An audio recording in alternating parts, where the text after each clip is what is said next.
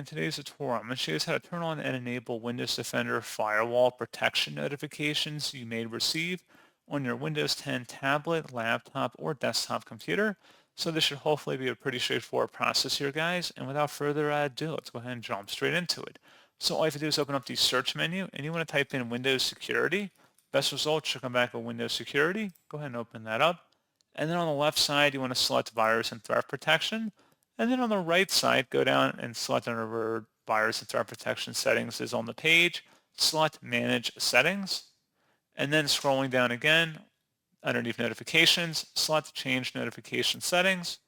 And then you want to go versus Firewall and Network Protection Notifications. Toggle that on. Select Yes in a user account control prompt I'm sure you guys will receive. And that's pretty much it.